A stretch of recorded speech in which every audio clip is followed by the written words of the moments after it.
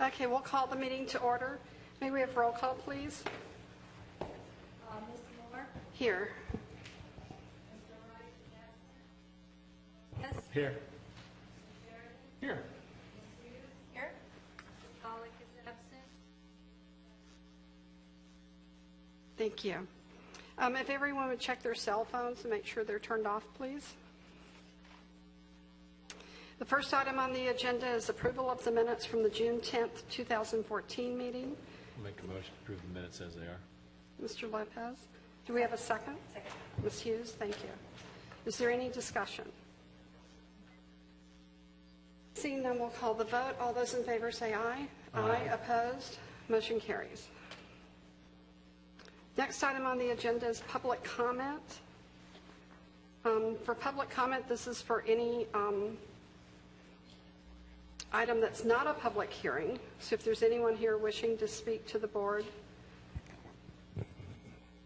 at this time, other than the applicants, are all of you part of the applicants? Okay. So we'll close public comment. The next item is resolution number 2864-14, non-statutory development agreement, master land use plan for the townhouse restaurant. May we hear from the applicant? Could you state your name and address for the record and tell us about your project?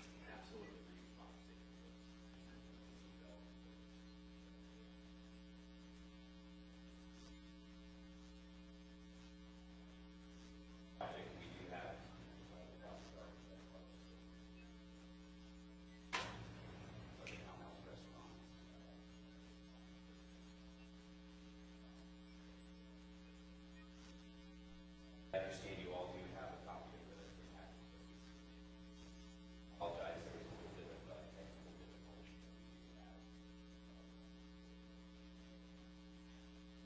Innovations are on the sponsor. We can provide a copy. You're obviously with the Townhouse Restaurant. We are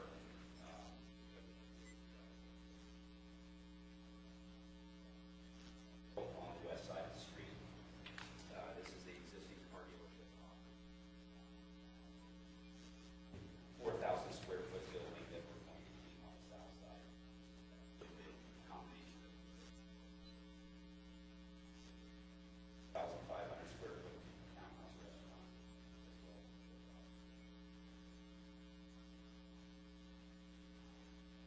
You said 1.2.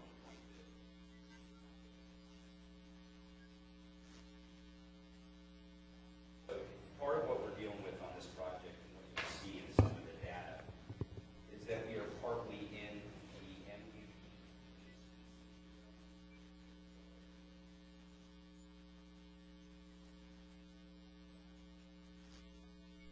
Bisects the site.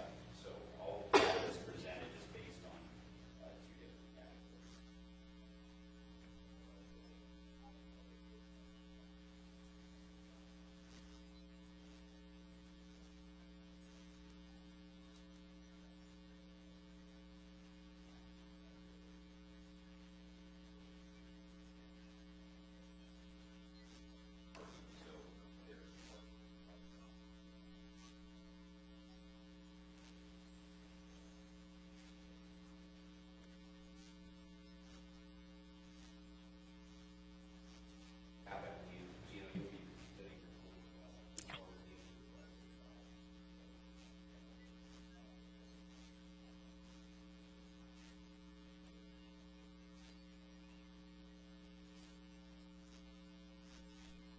Thank you.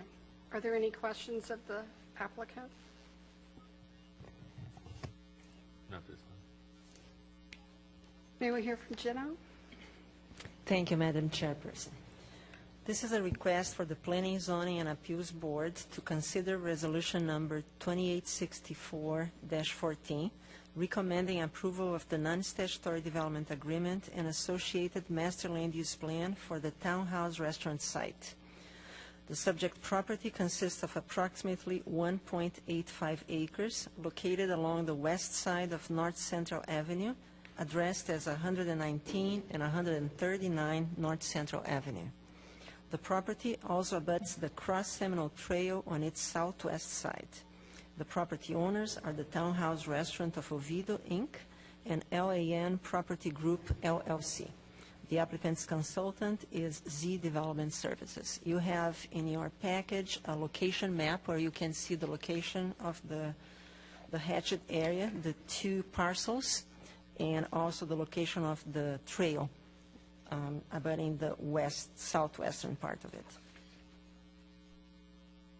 The subject site has a zoning, has a future land use designation of downtown mixed use and is located within two zoning districts, the mixed-use historic downtown district core and mixed-use historic downtown district perimeter.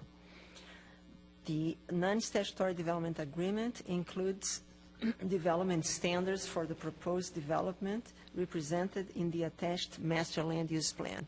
If you look at the plans, and I have a bigger set here if you want to look at the paper set, you see that the first page of the, not the first page, but page MP2, you can see a line, which is a curvilinear line that crosses the pond and other parts of the site. That's the different zoning districts. The one below the line is HDC historic core, and the other one is historic perimeter. So there are two standards within the site. I mean, not two standards, two zoning districts with different standards.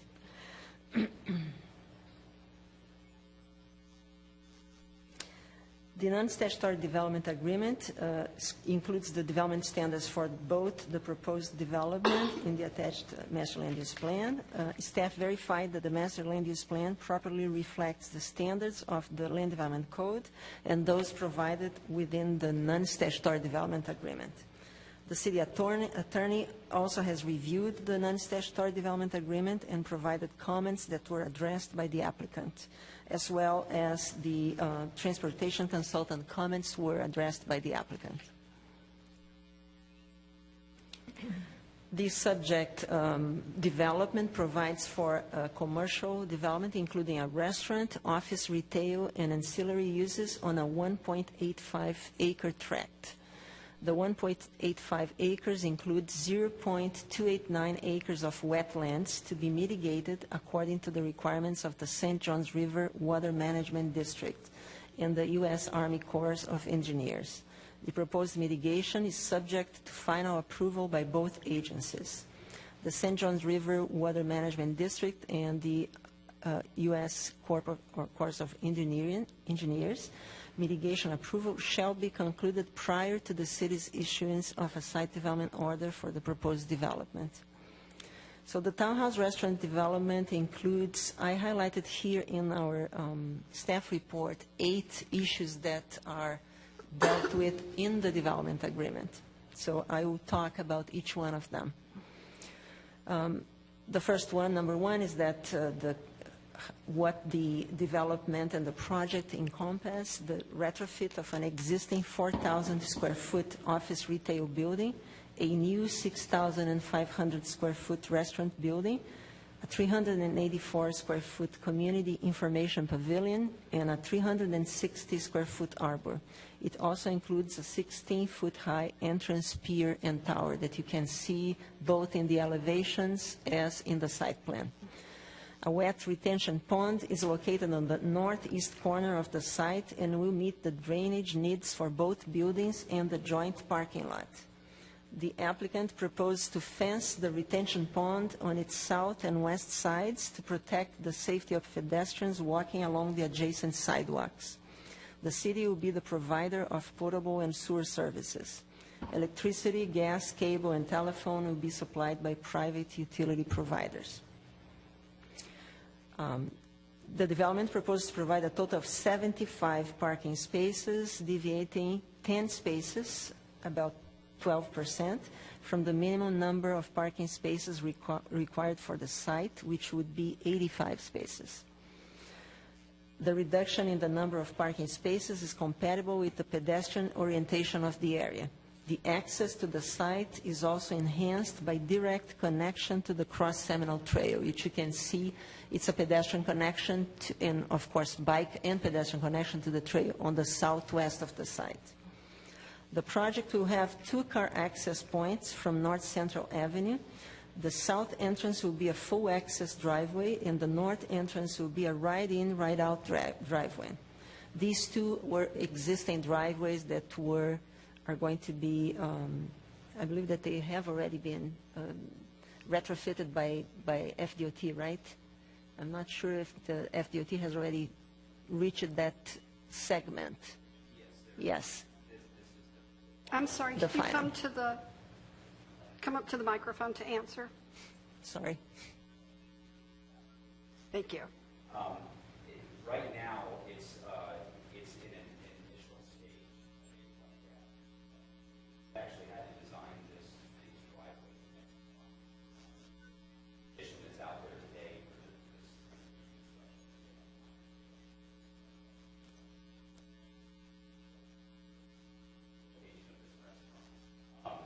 That final design is what is, this has already been accepted.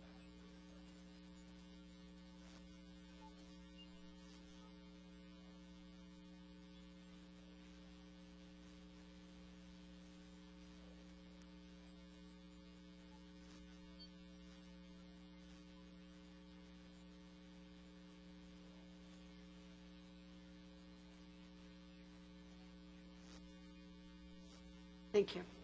Thank you. The townhouse restaurant site is also eligible for a credit of trips from both the previous site due to no other future use on the site as a result of eminent domain, and the existing site of the car dealership. So this sums up to the new net trips added to the roadway network are 283 daily trips and 21 p.m. peak hour trips. Those new net trips mainly impact State Road 434 from State Road 426 to Magnolia Street daily at a rate of 1.34%. Since the proposed project falls within the designated Transportation Concurrency Exception Area, TCEA, boundary, the applicant is not required to conduct a detailed traffic impact study. However, the 2010 adopted Oviedo Comprehensive Plan includes policies that pertain to projects within this Transportation Concurrency Exception Area.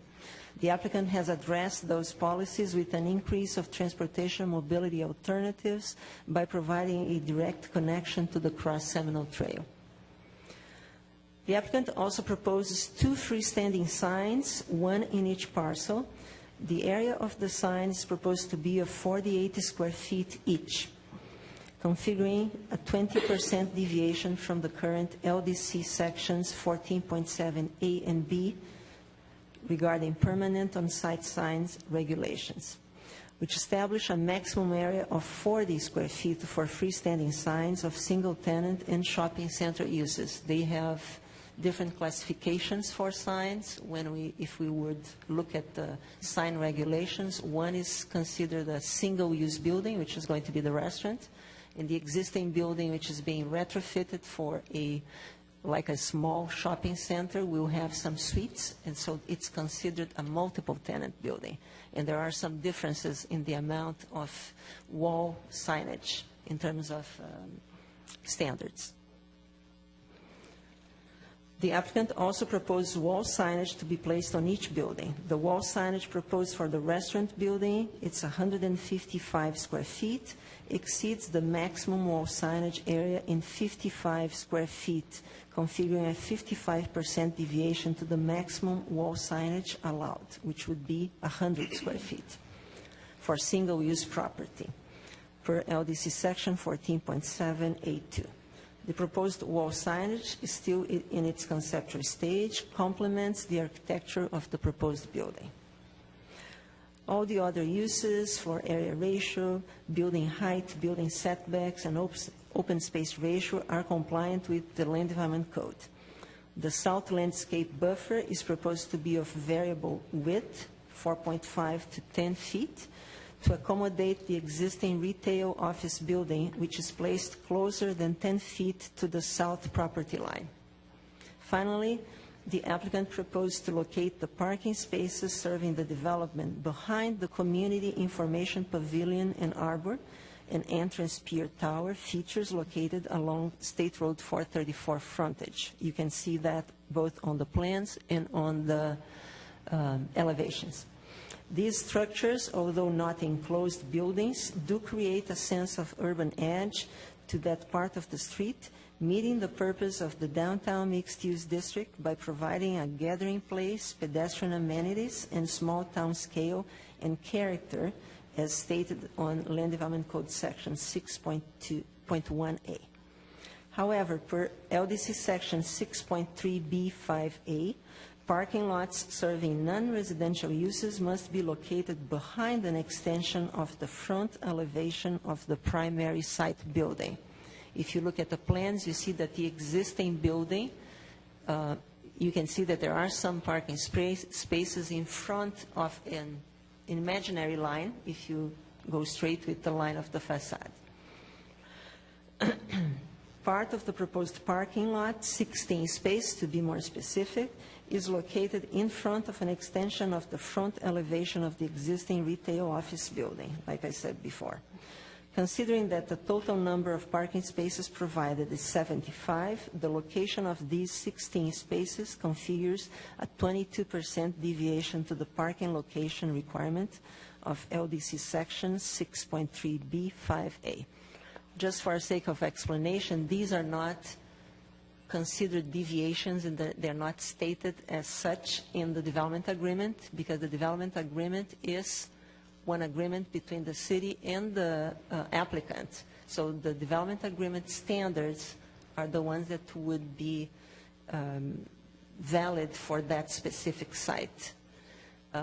My presentation was just to show you how much that these new standards would deviate from the Land Development Code if they were considered deviations. In this case, once it's approved, that's the small code for that site plan. Okay?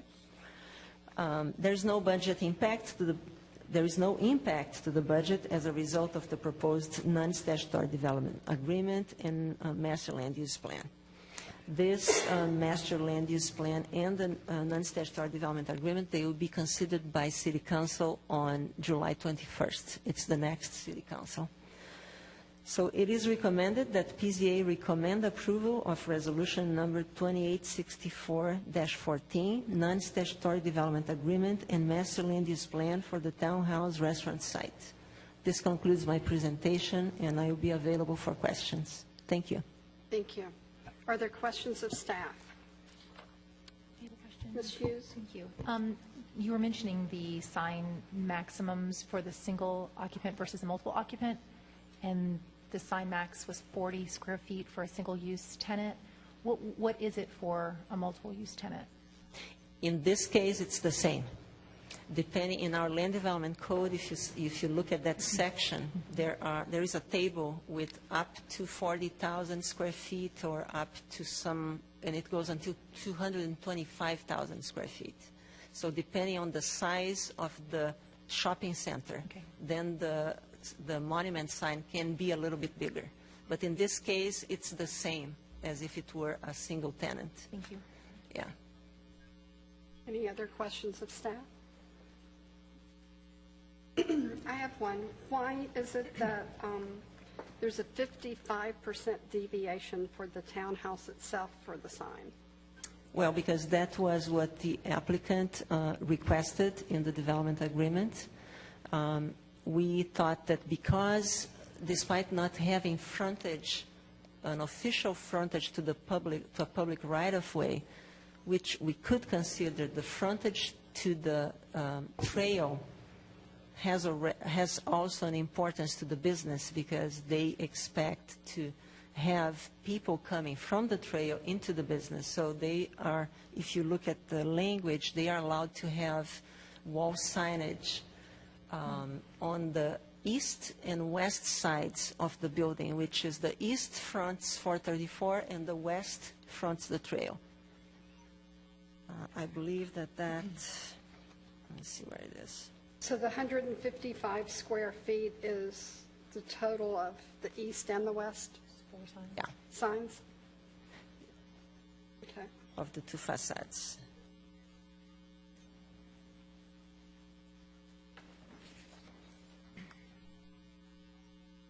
Are there any other questions of staff?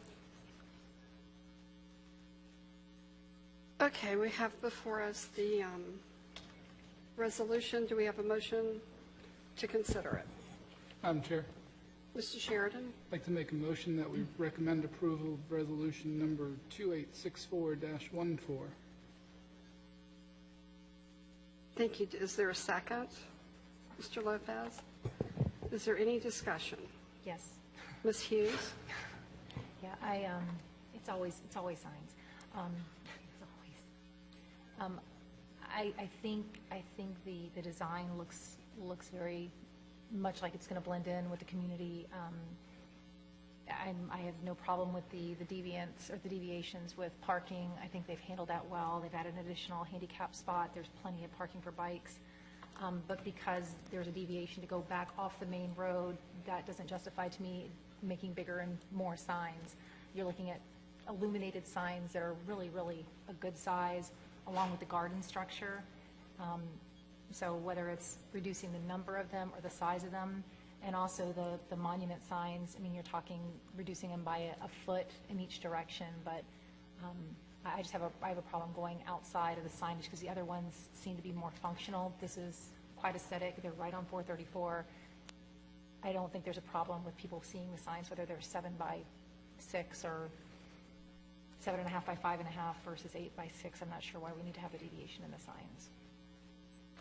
Okay. Is there any other discussion?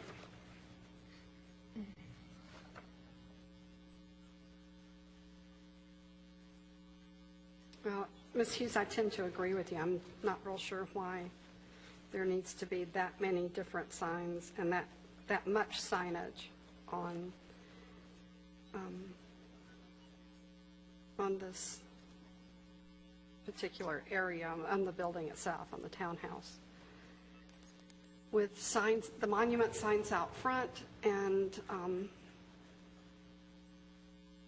then signs on the building as well.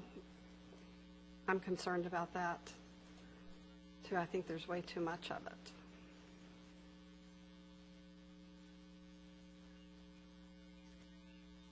And because of that, I don't think I can support the motion as it's stated. Is there any other discussion? Madam Mr. Chair. Lopez?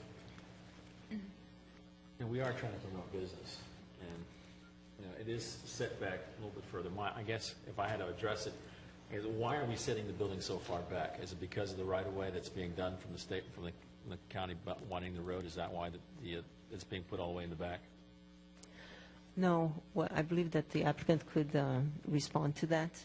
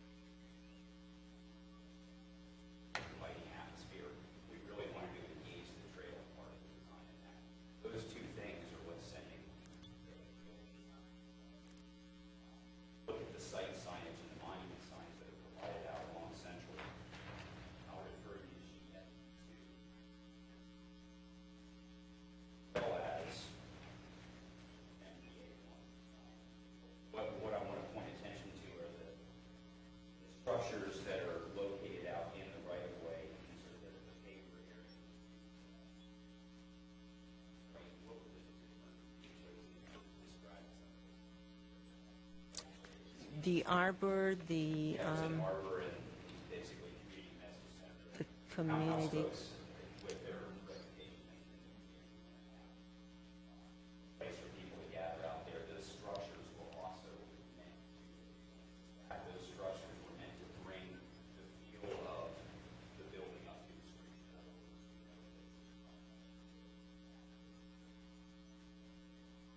This was in an effort to bring some of that use of the site out to the street. And in that, you kind of lose the sign.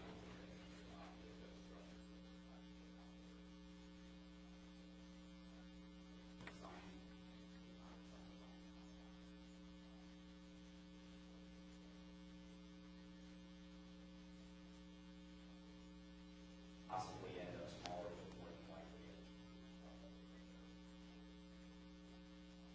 it is those other structures out there in gazebo type harbor structures are going to detract from the site.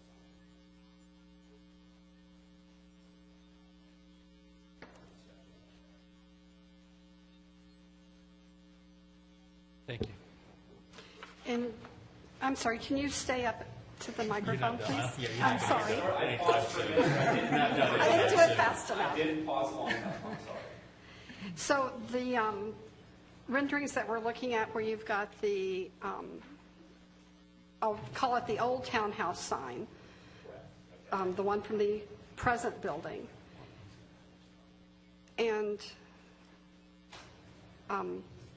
And then right beside it, you've also got townhouse written out. Correct.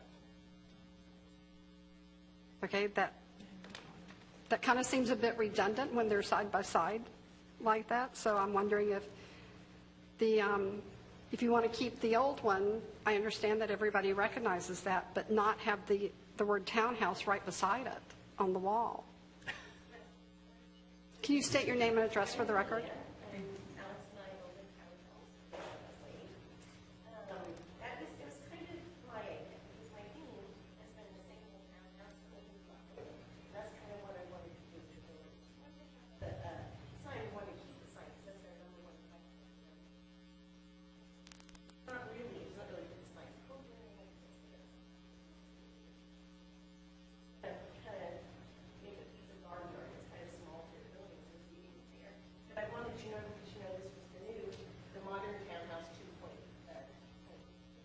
So that's why, and that's why we have the big bold lettering there. Otherwise, we have this expansive yellow building. So it's kind of an aesthetic choice. It's a little redundant, but as I say, the existing sign is called scale building.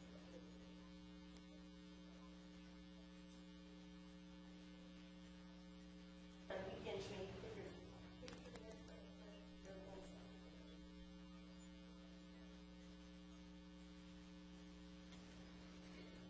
Okay, thank you. What will be, I'm sorry, what will be in the sign to the left of that, looking at the face that's next to the garden monument? You've got two illuminated signs in the front, one 40 square feet and one 60 feet, or 30 feet, and it just says illuminated sign 40 square feet, but there's nothing inside of it? Looking at what sheet? A really big design picture. It's the one that's the front. Come look down in this corner. Thank you, thank you. I've got it too large, don't I? Let's go over here to this.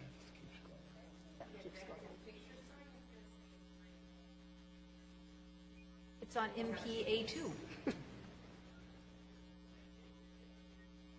Oh, that's what Yeah, there's no text there for that. Again, this, we're getting into the final design of the project now. It's easier considered, although they look great, they're still that information wasn't available.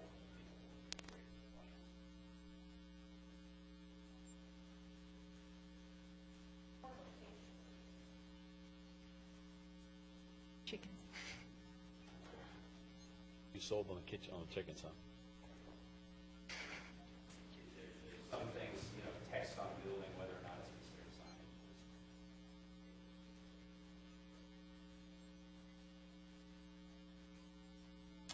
Yes, it is. Yes, we have beat the sign code to death around here. Yeah, we don't want to talk about sign code. Yeah, I could go into many, many, many stories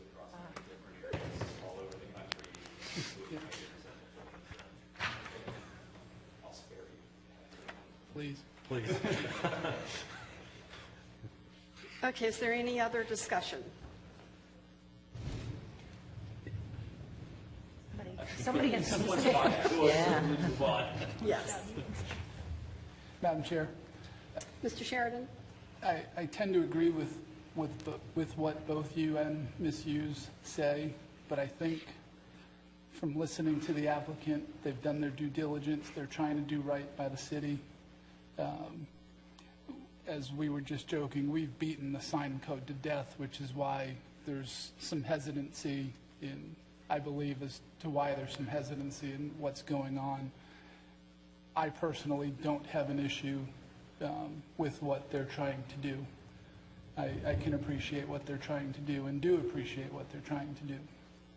At this point, I'm going to leave my motion as is. Okay. Mr. Lopez? I concur. I mean, we beat the sign, to the point that we as a city sometimes chase businesses away because of our sign ordinances, and they have done their due diligence. I think we just leave it as it is, and I would agree. Okay. Ms. Hughes? Yeah, and I think I feel like I understand a little bit more now looking at the frontage with keeping the ornamental sign, and that you came in thinking it was a 95 square foot and that it met the code, because that wouldn't have been included. So that does make more sense to me why that's such a big deviation, but it really doesn't seem to be if you don't think of that as a building sign, and it's more this garden historical monument, which it really is, I think, in Oviedo. I think my issue is because we beat it to death and because other buildings are expected to follow this, having some consistency and continuity for other buildings to say that's not fair, and I want to make sure that we're being fair. I'm looking at that deviation of the front one, and we're talking like 6 inches, so I'm still, I don't know, I'm still very curious about that monument sign that's right on 434 and wondering this 6-7 inch difference either way, about why we couldn't be compliant with at least that one. When the building signage seems much more reasonable based on the explanation. Okay, is there anything else? No, ma'am. Okay, seeing no other discussion, we'll call the vote. All those in favor of Resolution 2864-14, say aye. Aye. Opposed? Aye. 1. So it's 3-1. Okay, the motion carries. This item will be considered by the City Council on July 21st, 2014 at 6:30 in these chambers. Good luck with your project. Good luck, y'all. She wants the 3 of them. Madam Chair, Certainly. Why don't we take a 5-minute recess for this? I'll make a motion. Do we need a motion? Oh, she's doing it here. I'll make a motion to recess for 5 minutes. Second? Okay. We're in recess. It's done already? She said, that's all she needs. Oh. I make a motion. He's taken under the minute domain. Isn't this the right thing? How are you, And sir? I'll listen to that. If somebody else coming in, or just in that corridor, if they're getting pitched in, and they're going to stay right there in town and do everything. Okay, we're back in session. Next item on the agenda is emergency consideration of an extension of Site Development Order 398-08. May we hear from the applicant? State your name and address for the record, please.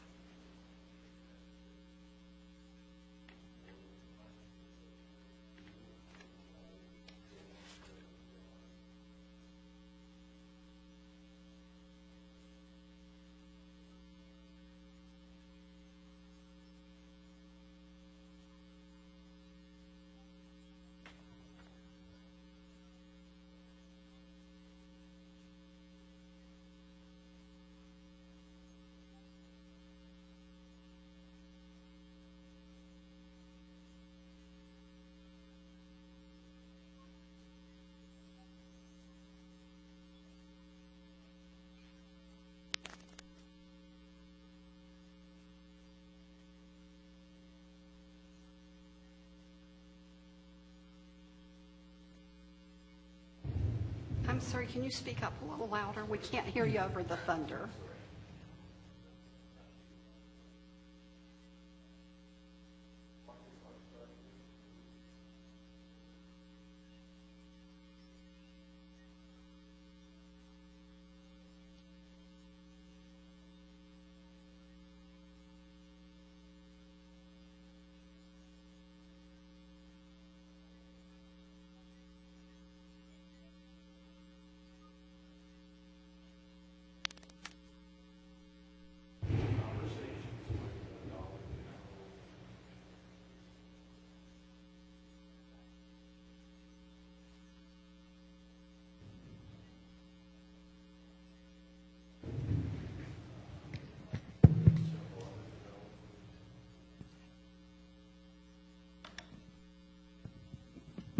It's probably me if it's not working. My wife would attest to that. Is that better? That's better. So anyway, long story short, the markets are coming back, and we're hopeful that this year we'll get something going. It could very well be that the plans as they're done, and of course we spent a lot of time and many tens of thousands of dollars developing those plans. It may develop in exact accordance with the plans. I think another option, there could be some small changes made to the plans for a particular tenant or development. So we would ask you to go ahead and give us another one-year extension for the development order. Continue our due diligence to put something nice on. Thank you. If you have any questions, I'll try to answer them. Thank you. Are there any questions of the applicant? Jenna? Thank you, Madam Chairperson. This is a request for the Planning, Zoning, and Appeals Board to consider an extension of Site Development Order number 398-08 and the associated site development plan for 15,210 square feet of commercial use on approximately 1.60 acres. The applicant is Mr. George Ville. Section 3.3A12 of the Land Development Code states that the approving authority may extend for a period of 12 months the date when a site development order would otherwise expire, pursuant to subsection 3.311. Issuance of the site development order, if it concludes that the site development order has not yet expired, the site development order recipient has proceeded with due diligence and in good faith. Conditions have not changed so substantially as to warrant a new application, and the order approving authority may grant successive extensions for periods up to 12 months upon the same findings, subject to compliance with Article 11, Concurrency Management. The Site Development Order number 398-08 was extended from July 8, 2009 to July 8, 2011 by Senate Bill 360. It had another extension approved until July 8, 2013, also by Senate Bill, this time number 1752. On June 25, 2013, the PZA approved a one-year extension until July 8, 2014, based on Section 3.3A12 of the Land Development Code. On June 12th of 2014, the applicant sent a letter to the City of Oviedo requesting that the site development order and associated site development plan be extended for another year. Due to the economy, the applicant has been unable to begin construction. The applicant is marketing the property and hopes to develop as soon as market conditions permit. Staff reviewed the subject site development order extension request per the requirements of the Land Development Code and the Comprehensive Plan. The Land Development Code allows the approving authority to extend the site development order for a period of 12 months. Staff recommends approval of the 12-month extension.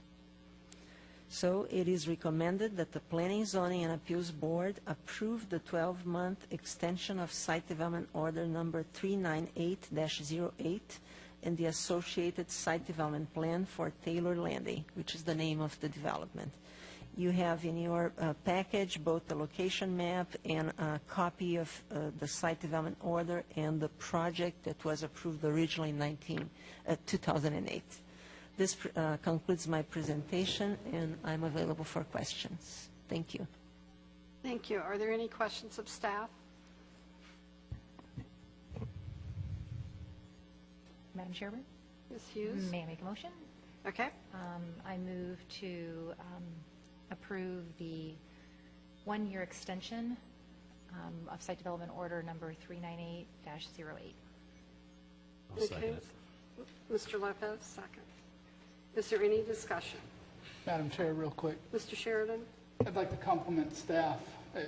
In the past, I know we've dealt with these issues long after the agreement had expired, and we had discussions here with staff about getting with applicants and making sure that this was done in a timely process. So kudos to staff for getting with Mr. Veely and not letting this expire and getting us into a jam. It was done quickly here, but at least it was done on time this time. So great job. I have a quick question. Mr. Lopez? Why are we only doing a one-year extension? Because that's what the Code is. Land Development Code allows. That's only 1 year? Yeah. The other two extensions, they were done by the Senate bills, and they were automatic, so they didn't come through you, you were the original approving body. So these were for 2 years.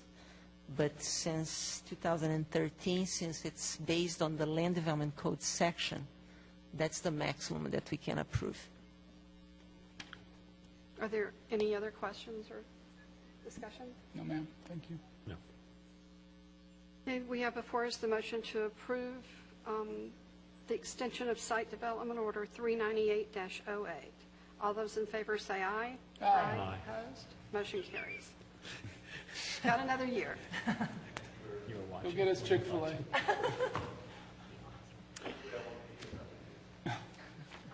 Okay, we have no public hearings tonight. The next item is discussion items, ordinance number 1584 handout. LDC changes to the flags and the signs. And Madam Chair, that is from me. I just wanted to pass these out to you guys. You have them on the dais. And make sure that you do not take your current items out of the book. Just stick this in and refer to it. Because once MuniCo changes it, then we will take the pages out and put the pages in. But until we have that done, we just have to refer to this section. That's why it's another color, so you'll notice. Okay, thank you. Thank you. Madam Chair. Mr. Sheridan? Real quick, just on this, and Patty or anybody, why are we still printing all of this stuff out if we're now electronic? And it would be access at our fingertips and save all sorts of money and reprints and I'm sure I'm Basically, because you guys have your books that you have, and going to do away. most of staff and people, they still prefer to look online. But if you're going to use your book, we need it. I appreciate the book. I mean, I still go through mine and use it. I like to put tabs and notes. I like the paper. Just old school. Yeah. It's old. Oh, Yeah, maybe that's it, just old. time to get green, folks. Okay, our future meeting dates are July 22nd, August 12th, and August 26th. Do we know at this point whether we have items for any of those We don't meetings? have, I thought we had an item for the 22nd. we may have the a planning, a zoning map amendment and a CPA amendment. But from development review, we don't have anything. Deborah is not here. I'm not completely certain whether you have, but we can let you know tomorrow. Okay. Okay, if there's nothing else, we have a motion to adjourn. Make a motion to adjourn. Mr. Lopez, Second.